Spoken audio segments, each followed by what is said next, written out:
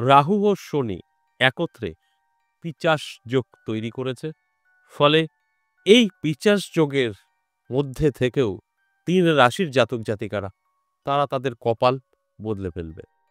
বিষয়টা আলোচনার এটাই যে ৩ টে রাশির জন্য যথেষ্ট শুভ সময়। ৫০ টা দিন থাকতে চলেছে। এই ৫০ দিনে এই ৩ রাশির জাতক-জাতিকারা তাদের স্বপ্ন পূরণ করতে পারবে। যোগটা কিন্তু মোটেই ভালো নয়, কিন্তু ভালো। আমি সবসময় বলি যেখানে খারাপ সেখানে ভালো, যেখানে ভালো সেখানেই খারাপ। শুধু বুঝতে হবে আপনাকে।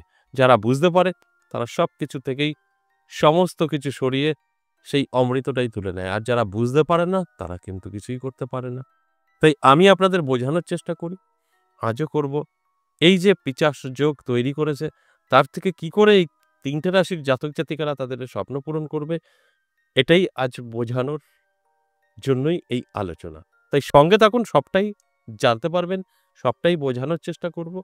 তার আগে আমার সাথে কিভাবে যোগাযোগ করবেন সেই বিষয়টা একটু বলে নিই। দেখুন, নমস্কার। আমার সাথে কিভাবে যোগাযোগ করবেন সেটা একটু বলি।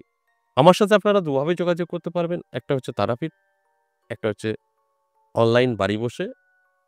এই তারাপীঠ এবং সরাসরি আসতে চাইলে আমার মন্দিরেও আসতে পারেন, নদীয়া বীরনগর। আর তারাপীঠও আসতে পারেন। তারাপীঠ এপ্রিল মাসের ৪ তারিখ ৫ তারিখ পেয়ে যাবেন। আমার মন্দিরে প্রত্যেক সপ্তাহে সোম, মঙ্গল, বুধ ৩ দিন পেয়ে যাবেন। আর বাড়িতে বসেও আপনারা অনলাইনের মাধ্যমেও আপনার সমস্যা নিয়ে আলোচনা করতে পারবেন।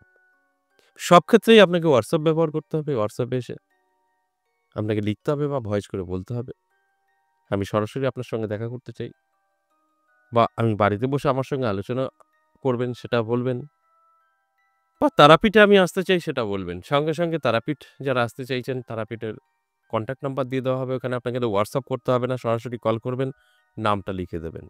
তারাপীঠ আসলে আপনার লাভটা কি হতে পারে? দেখুন, আমাদের জীবনে নানা রকম সমস্যা নিয়ে আমরা বেঁচে থাকি। তাই যখন ডিপলি কোনো সমস্যা হবে তারাপীঠে আসলে আপনার সাথে, সাথে আপনার প্রতিকারটা করতে পারবেন। কারণ সেটা তন্ত্রপীঠ এবং মহাশ্মশান। আমরা ২ দিন থাকি, ১ দিন হোমযজ্ঞ হয়, ১ দিন ক্লায়েন্ট দেখা হয়। প্রত্যেকবার যখনই যাওয়া হয় ২ দিন করে থাকা হয়। এই হোমযজ্ঞের কারণে আপনারা আপনাদের সমস্যা থেকে বেরিয়ে আসতে পারবেন। এই সামনে এপ্রিল মাসেও কিন্তু ২ দিন থাকছি, ৪ তারিখ এবং ৫ তারিখ। ৫ তারিখে হোমের ব্যবস্থা আছে। তাই যারা, যারা সমস্যা আছেন অবশ্যই যোগাযোগ করে নিতে পারেন। শুধু একবার বলবেন তারাপীঠ দেখা করতে চাই, কনট্যাক্ট নাম্বার দিয়ে দেওয়া হবে। ফোন করবেন, নামটা লিখে দেবেন। সরাসরি ফোনে। এবার আসুন আজকের যে আলোচনা, আপনারা অলরেডি জেনে গেছেন যে ২৯ তারিখ, এই ২৯ তারিখ শনি মহারাজ সে কিন্তু তাদের রাশি পরিবর্তন করেছে। তার স্বরাশি থেকে বেরিয়ে মীন রাশিতে প্রবেশ করেছে।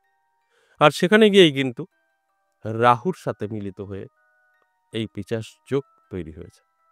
আর এই পিচাস যোগের কারণে কিছু রাশির জাতক-জাতিকাদের অনেকটাই সমস্যায় পড়তে হবে। যদি কিছু তারা টিপস বা তাদের সেফটির জন্য দেখবেন, অনেকে আমাদের বডি আমরাই দিয়ে থাকি।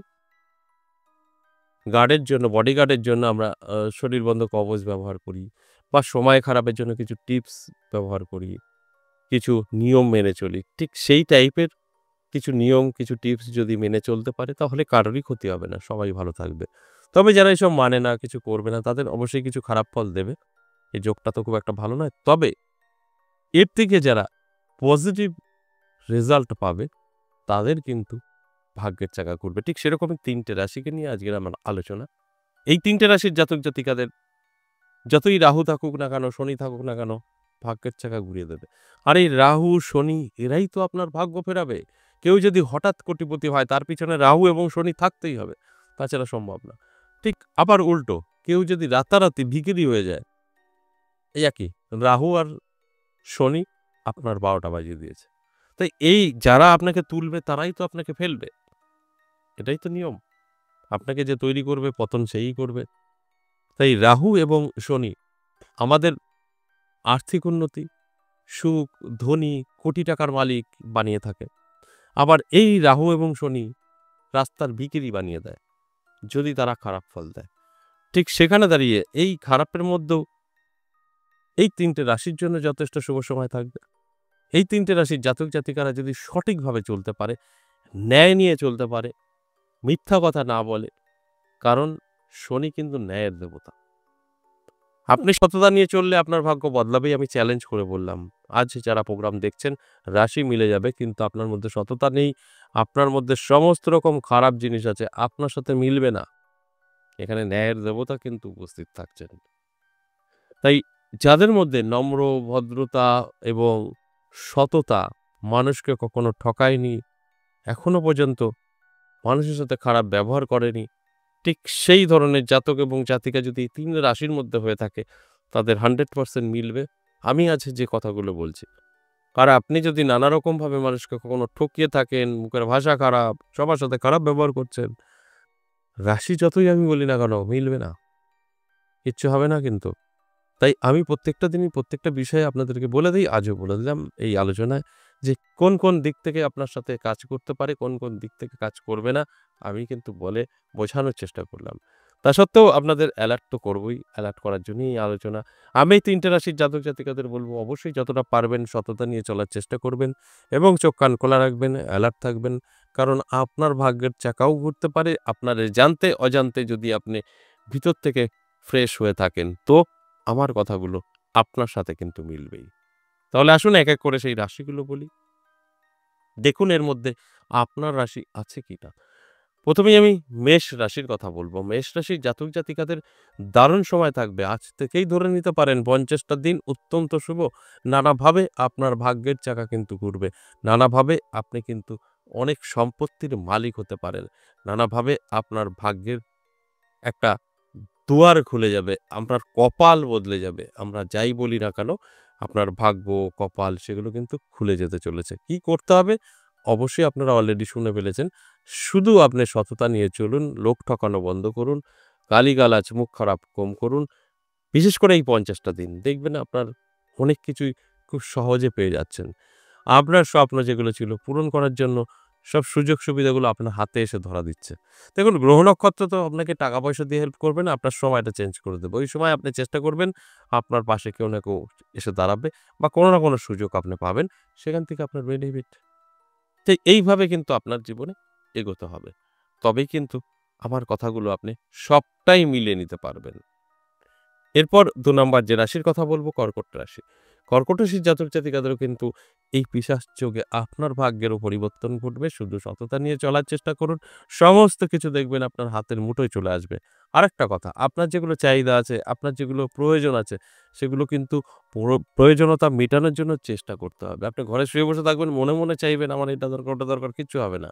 যদি সেই চাহিদাটা পূরণ করার জন্য আপনি চেষ্টা করতে পারেন, সেই জায়গায় কিন্তু আপনার বেনিফিট আসতে পারে। আমি প্রত্যেকটা দিন কিন্তু বোঝানোর চেষ্টা করি আপনাদের।